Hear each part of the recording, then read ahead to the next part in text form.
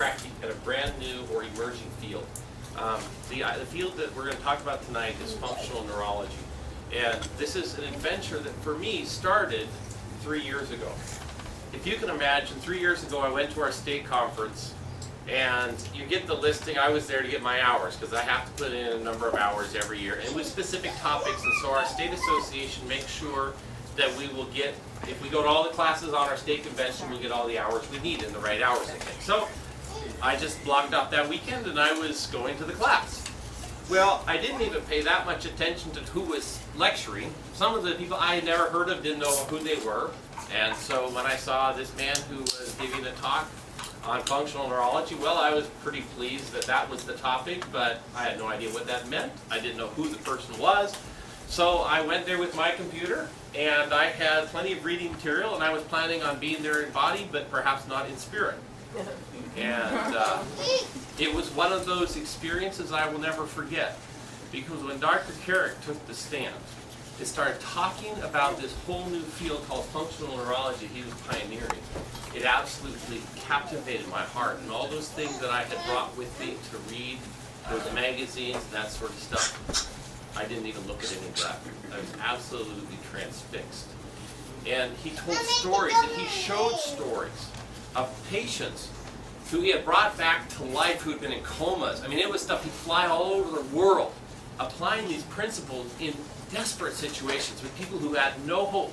And one of the examples he had was a fellow chiropractor who had developed a dystonia. And she had just graduated, started practice within a couple of years, and she started to not be able to walk. She was, her arm was curling up more and more, getting more like this. She was a chiropractor. Then got to the point she couldn't even drive, and this was over months. And then she had to fly to Amsterdam to meet and consult with him because that's where he was lecturing at the time. And you realize, you know what? This is such a blessing to be a chiropractor. But to think about what he's doing and to do these absolutely profound things, it was like, my heart was, I just went pitter-patter. It was like, oh my goodness, this is so incredible. But what didn't make any sense to me is, well, how can a chiropractor do that sort of thing? So when they saw the response from our convention, now they'd never done a lecture in Portland before, but so many people approached them, and I was one of the people. I said, I want to know more about this. They actually started what's called the Carrick Institute. They now do these modules, and so they started a program in Portland. A couple months later, I signed up for that, and it's a 3-year process to go through these weekend trainings.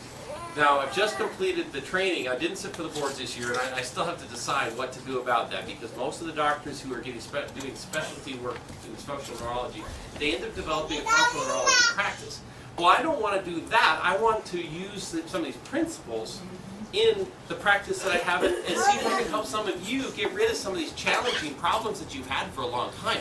Is it possible that we can do that? So I will talk about my experience this weekend after this video, but I wanted to introduce you to Dr. Carrick. Now, this is the Nightline. This is, what's that? The pioneer guy that's pioneering this? Yes, Dr. Carrick, yes. So, anyhow, so I'm going to let you watch this video, and I'm going to see how you think about just watching this. And we'll talk a little bit afterwards once we go over this. So let's go ahead and I'm going to start this playing here. His methods are unorthodox. His critics are many, and yet a waiting list full of hopeful patients believe that one man has a miracle cure that will help them reclaim their lives. While alternative treatments for debilitating diseases are not a new concept, one chiropractor's unusual brand of surgery-free healing has made a major splash in ABC's Juju Chang. And a closer look. And you play other sports besides lacrosse, you play hockey as well? Will Arlen has a traumatic brain injury, and he's so sensitive to light he wears sunglasses all the time.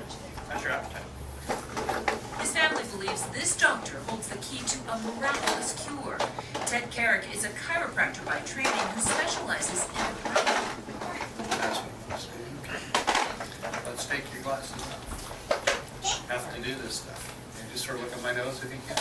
The 17-year-old describes his migraines like a knife stabbing his brain. He can barely stand up on his own. I'd let go of you now. And he has trouble moving his left arm. Let's have you just come up and just walk over to platform and they come back here, just walk as you would normally. It all started with a vicious hit during a lacrosse game. The severe concussion sent him into an 8-month tailspin. Tell me what the downward spiral was like. He was a pretty active kid, straight A student normally, and outgoing and all that. They had to pull him out of school in a couple weeks ago. It's here at Life University in Marietta, Georgia, that Carrick is a pioneer in a field known as chiropractic neurology, a treatment he's been perfecting for 33 years. When hockey superstar Sidney Crosby suffered serious concussions, he praised Dr. Carrick for saving his career. Let me see you do it on your own. Carrick says it's all about reactivating pathways in the brain by stimulating parts of the body. Is this a miracle cure? Well, I think miracles are things that only happen once in a while. And what we find is that the miracles that we see, we're seeing them frequently, every day. So they're not really miracles. What we do is amazing because of what humankind can do. You see your left hand there? In this exercise, Carrick uses a full-length mirror on Will to trick his mind's eye with his own mirror image of a healthy arm in order to reprogram his brain. Okay, so do you see what they've done? They have put a mirror, this boy who can't move this arm, right? It's paralyzed essentially, so you see him walking like it doesn't swing, doesn't do anything. They're going to put a mirror down the midline and his eyes will see his arm. They're going to actually move his paralyzed arm. So there's another doctor assistant who's moving it, and eventually, and you're going to watch, he will then be able to start moving. They're rewiring, using kind of tricking his perception of himself because he doesn't know where his arm is. He's lost his arm. It's there, but it's the connection to it is, and it's not that the connection is gone. From a functional standpoint, neurologically, it's still there. The arm is there, and he could move it, but he doesn't know how to make it move anymore. He lost that in the concussion. Does that make sense? Yes. So all of us have lost some things. Was his brain damaged? No, well, it was a brain trauma that did it. But it's not like if you run a scan and things like his brain will be normal. They won't know what to do with him. Right? You understand? These are people who are falling through the cracks in medicine. So we're looking, so this is what's called functional neurology. And they call it chiropractic neurology. But it's functional neurology. It's taking and restoring the function of that nerve system back to how it's supposed to be. And they're using stuff that's, and it seems like it's really almost unbelievable. I mean, can you imagine? I was sitting there, I'm looking at this, I'm scratching my head. All the years I've been in school, I have never thought, heard an application, anything like this. This is absolutely innovative. I mean, and it's just stunning to me. Lift your hand up all by yourself now, your left hand. Lift it up. A few minutes ago, Will couldn't lift his left arm without help. But now, this. For Will, it's huge. Okay, good man.